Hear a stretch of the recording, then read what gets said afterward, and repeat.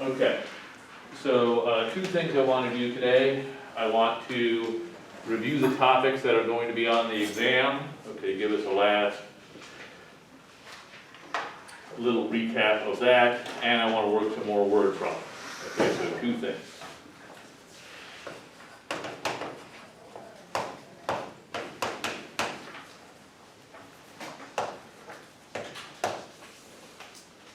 Okay, now remember, when you look at this, it's not enough to just know that a certain topic is going to be on the exam. Okay, think about what kind of question I'm going to ask you. How would I assess whether you understand that topic? Okay, if you know I'm going to ask you about Egyptian numerals, that's great, okay, but that's not really enough. You got to know, one, what type of question am I going to ask you to see if you understand what we talked about with Egyptian numerals? And two, you need to know how to answer that question. If all you know is Egyptian numerals are on the test, but you have no idea what I'm going to ask you, and you have no idea how you would answer it if I did, hoping that, well, when I see it on the test, it'll probably come back to me, that's not a great strategy, okay? That's equivalent to going to basketball practice and bringing a hockey stick, okay? Not going to instill the coach with a lot of confidence, all right? So, one of the first things is going to be Egyptian numerals.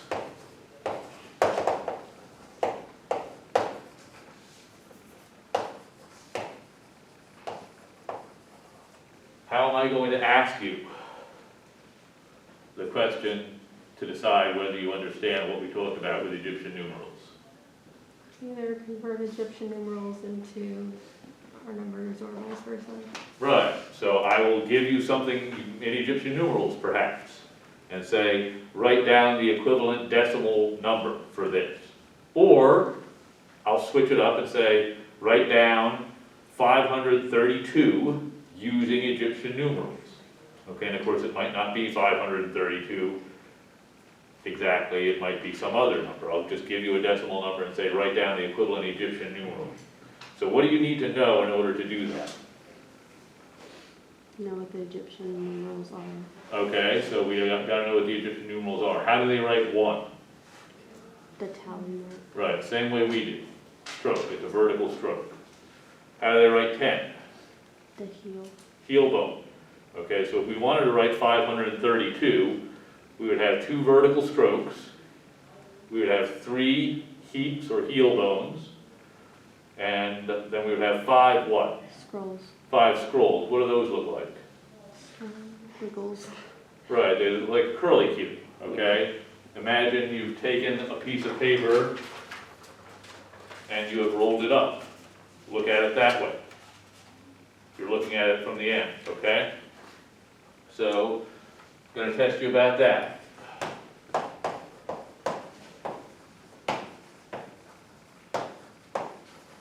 Okay, Roman numerals, that would also be a fair topic, I think, for the test. Basically the same kind of question. I'll give you something in our system and say convert it to Roman, or I'll give you something in Roman and say write down the equivalent decimal number.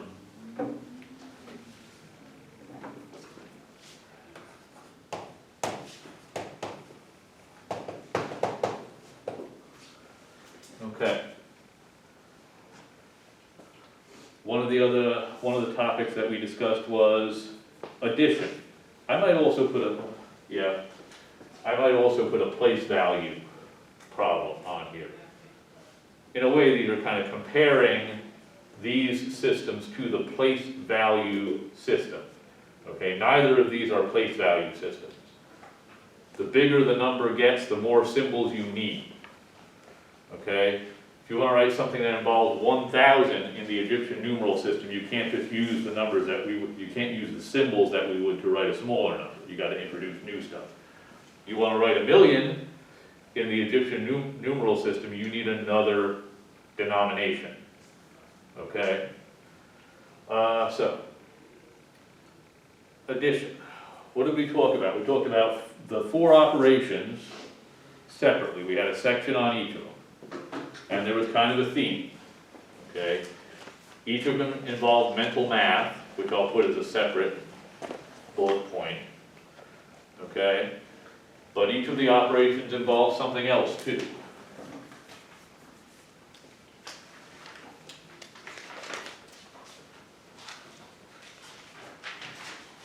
Models? Okay, the models, okay, we talked about ways to model the operation, because remember, if we're talking about doing math with students in the primary grades, they don't know the algorithms, okay? They don't know the times table yet. They don't know their addition facts yet, depends on what grade you're teaching, okay? But models are a way to introduce those things. So we have the set model and the measurement model. Okay, how would I ask you to, or how would I test whether you understand the measurement model for addition? Give an addition problem and have us write the model. Okay, right, I would give you an addition problem, I would say, okay, illustrate 7 plus 5 using the measurement model. Okay, what do you do? If I said illustrate 7 plus 5 using the measurement model.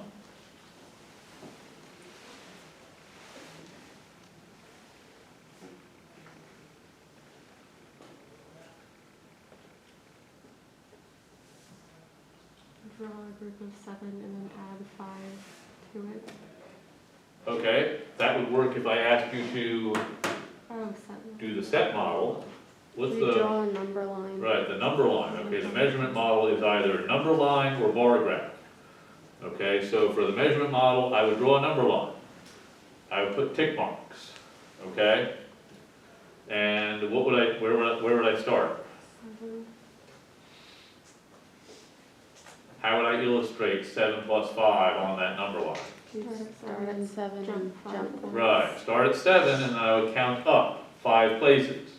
So I would be showing the 7 because that's where my jumping would start. The 5, I would have to show I've jumped 5 places. And then I can see I end up at 12. So 5 plus 7 is 12, illustrated with the measurement model. Remember, the model is supposed to show me how to get the answer. I'm not supposed to have to know the answer in order to read your model, okay? I should be able to get the answer from looking at your model. The set model, I would put a group of 7 things and then throw in 5 things, okay? Same thing with division. Or sorry, wait, I jumped ahead, sorry.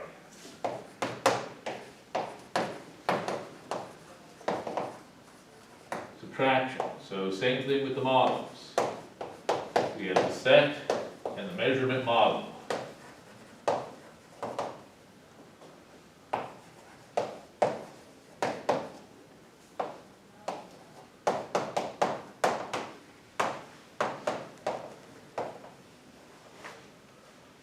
We also had different interpretations for subtraction.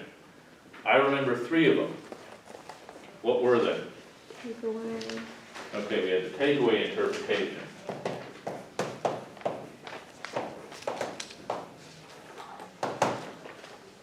What else? Part whole. Okay, we had the part whole interpretation.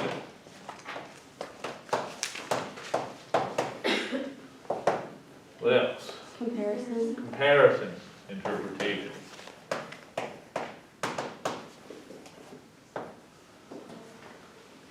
Okay, there's a couple of ways I might test your understanding of those ideas. I might ask you to make a word problem. That would require students to use the takeaway interpretation for subtraction. Okay, well, do it. Give me a word problem that would require me to apply the takeaway interpretation of subtraction.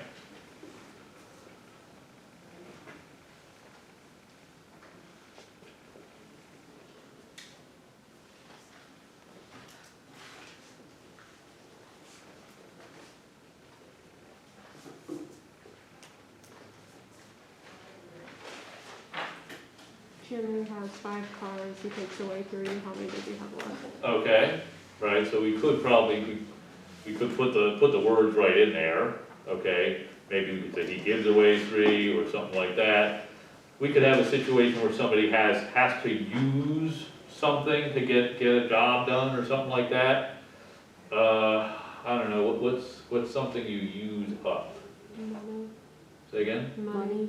Okay, you use up money, okay, so, Ralph has $15, he spends $8 to buy coffee and a scone. Or he spends $8 at the coffee shop, don't even say what he bought, spends $8, how much does he have left, right, so, takeaway, all right? So there's a definite pattern to the kinds of problems that you would ask if you want to do the takeaway interpretation, the part-whole interpretation, or the comparison interpretation. Okay, part-whole, we have an entire group, we give somebody the size of the group, we tell them the size of one portion, we ask them for the other portion. Okay, when we're talking about comparison, what's the key word when we're looking for a comparison interpretation? More than? More than, okay? If I say, once again, go with money, Ralph has $15. That's $6 more than Steve. How much does Steve have? Okay, and be able to draw pictures of these things. Takeaway, probably the set model, you could also do a measurement model. Comparison, almost certainly a bar diagram with 2 bars. Part whole lends itself to bar diagrams too, but it should have just 1 bar broken up into 2 pieces. Okay? So, all good stuff to keep in mind, and make sure that you practice it.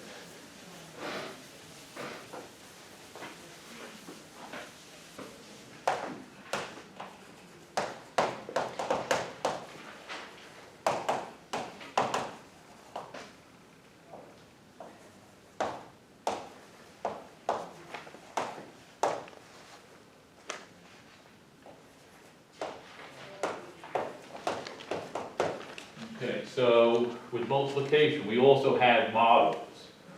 The set model is one of them. It comes up in essentially all these. Remember, we're talking about groups. If I were to ask you to illustrate 3 times 5 with the set model, we would draw 3 groups, each of them with 5 items. Okay, remember, I have to be able to see the answer in the model. If you do a group of 3 and then put a times and then a 5, that's not illustrating 3 times 5, because you've just drawn 8 objects. So if I don't know multiplication, you might be telling me 3 times 5 is 8, because I see 8 things. If I draw 3 groups, each with 5, now I see 15 things. And I see the answer, 3 times 5 is 15. Okay? What were some other models that we had for the operation of multiplication? Measurement. Okay, we had the measurement model. How would you illustrate 3 times 5 with the measurement model? Do jumps. Okay, we could draw a number line, and then we could do jumps. 3 jumps, each jump is 5 units. What else could we do? Rectangular array. Okay, we could do the rectangular array model.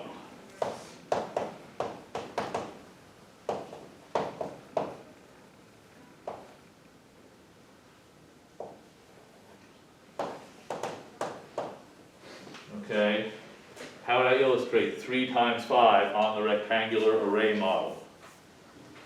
3 columns, 5 rows. Okay, right, so, we do rows and columns, right? So 3 times 5, I would do 3 rows, each has 5 objects, or 5 pieces in the row. So you're gonna take a rectangle and break it up into pieces, basically. The first number tells you how many horizontal, second number how many vertical. Okay.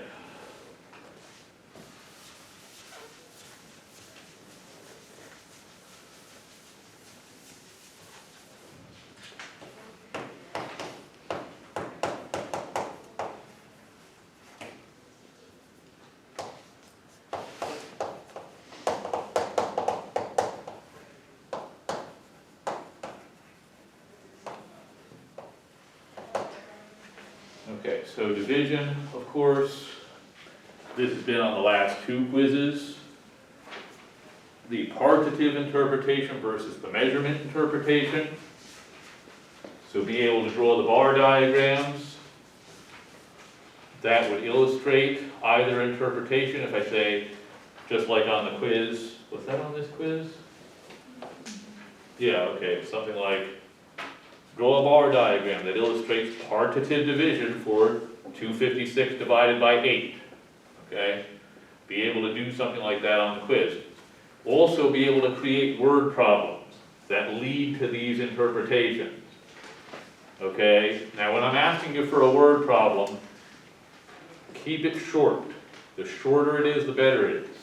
I would say maximum 2 sentences for a word problem, either for the subtraction stuff or for the division stuff, right? We want to do the comparison model. It was that example I gave a few minutes ago, 2 sentences. Ralph has $15. I guess it's 3 sentences. That's $6 more than Steve. How much does Steve have? Okay, keep them short. Let's come up with a partitive division word problem that would lead a student to do, let's say we would do, I don't know, 20 divided by 5, and we want to do partitive interpretation. Let's try for a word problem that leads to that. 20 divided by 5. Stephanie has 20 bagels each, like, box gets 5 bagels. How many bagels are in each box? Okay, so we got 20 bagels. Each box fits 5 bagels. How many boxes are there? Okay, that would lead to 20 divided by 5, Yes, but- but that's measurement. Yeah. Okay? So switch it up, right? Each box holds 5 bagels, leads to measurement division because it's saying how many boxes. Do almost the exact same thing, but switch it up. What would we do differently to make that a partitive? List how many boxes there are, and then ask how many. Right. Say how many boxes she has. Stephanie has 20 bagels. She's putting them up in 5 boxes, or she's putting them equally into 5 boxes. How many bagels go in each box? Okay? So with partitive, you have to tell them how many parts you're breaking it into. We got a whole set of 20 bagels. We're breaking it into 5 parts by putting them in 5 boxes or 5 bags or whatever. And the question is how many in each. Okay, so make sure you practice with that. Go back over your homework assignments, look at our notes, kind of to refresh your memory about what we were doing, and be ready to answer questions like that. Okay. Certainly mental math. Okay, we did it every single class. We did some mental math. So there will be mental math questions on the test. So what am I going to ask you to do to test your mental math?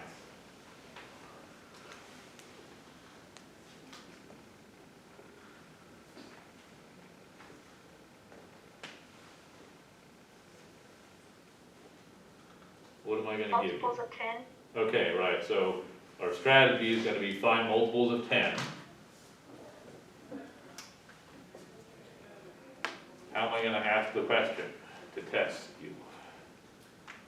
Can you give us problems? Okay, I'm going to give you computations to do. Addition, subtraction, multiplication, and division problems.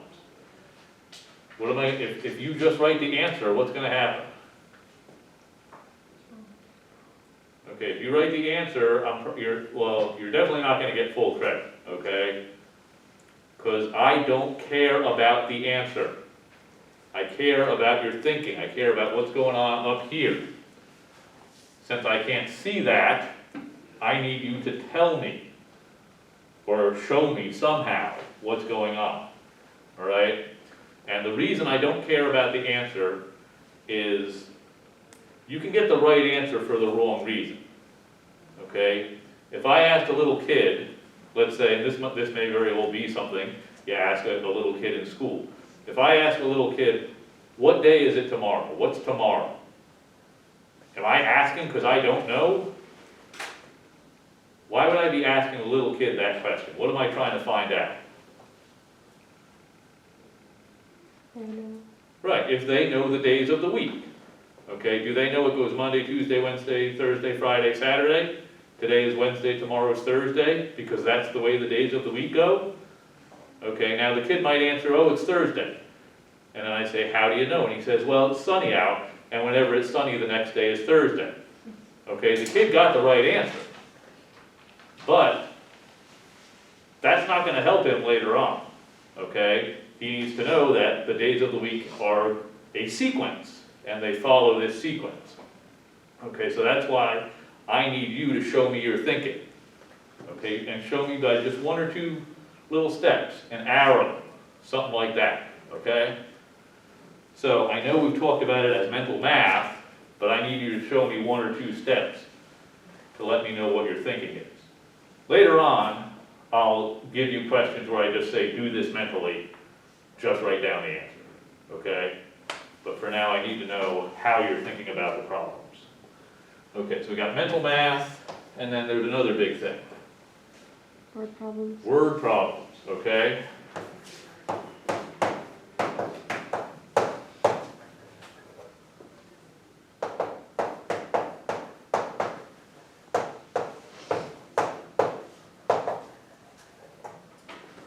Be able to write down teacher's solutions. We've been talking about that the last two classes. What are the three components I'm looking for? Model, computation, and sentence. Okay, right, so we want, our answer should be written as a sentence, one short sentence, show me the computation that we did, and illustrate with a bar diagram. Okay, so we're looking for bar diagram, computation, sentence. And then I would consider that a teacher's solution. Now, I've actually mentioned this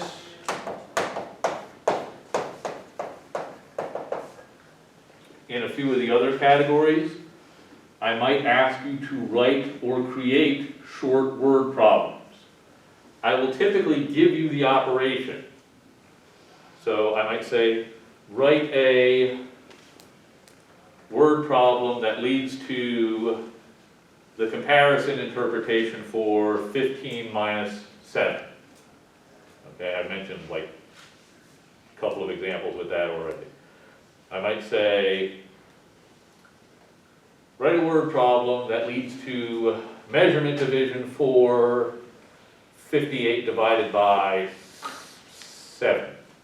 Okay, something like that. Okay, I'll tell you the operation I want the student to do and the interpretation or the spin, if needed, okay? If we're talking about addition, we probably don't really need an interpretation. Okay, there's just, you're putting stuff together and that's it.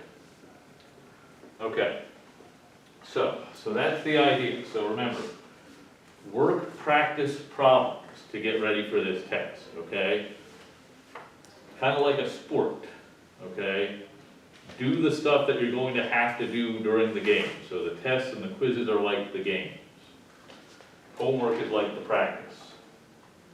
All right, so in the last 10 minutes, let's practice some word problems. If you got primary math 3A, open up with me to page 54. I want you to do number 11. Okay, so we're in primary math 3A. We've gone to page 54. We're looking at number 11.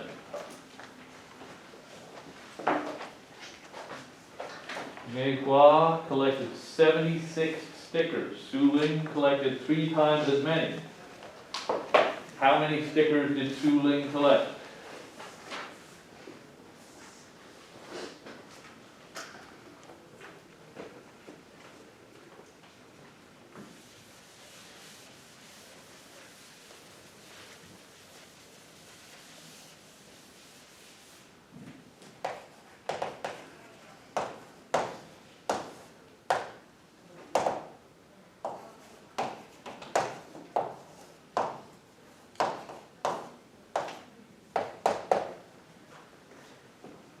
Okay, now when you're doing your homework, I believe this was mentioned in the book, but I don't think I said it.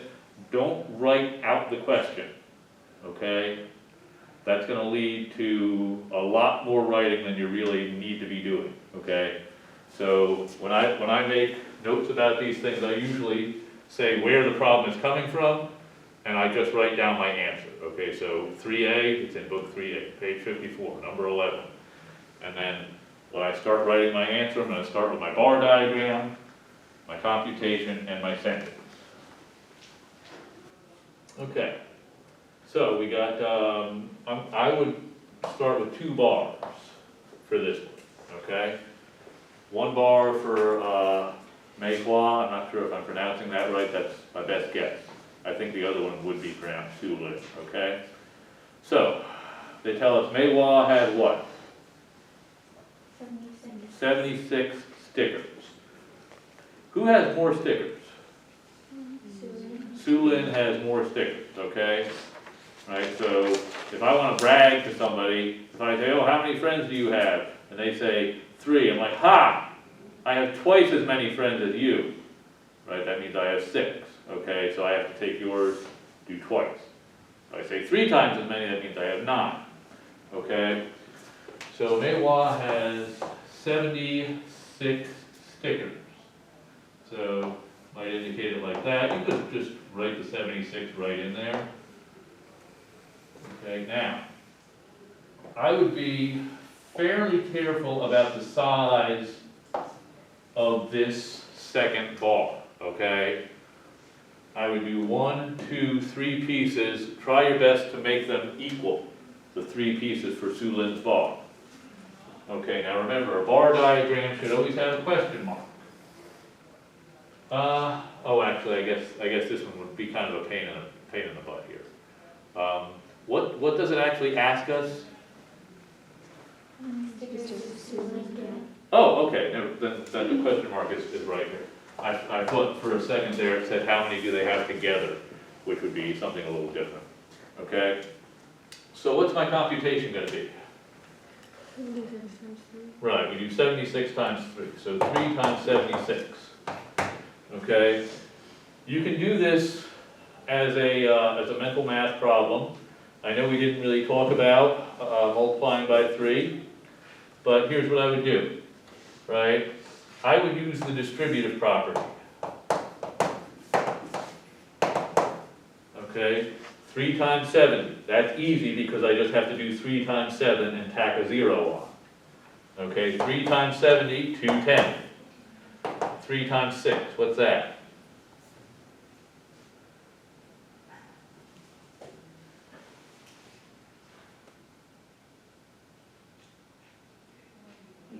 $18. So altogether, 228, okay? And then I'm not quite done yet, what am I missing? Sentence. Sulin has 228 stickers.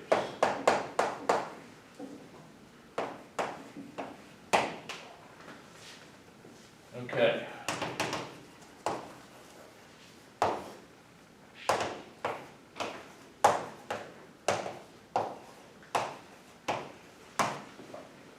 Sorry, let me look at Word a sec. Thanks.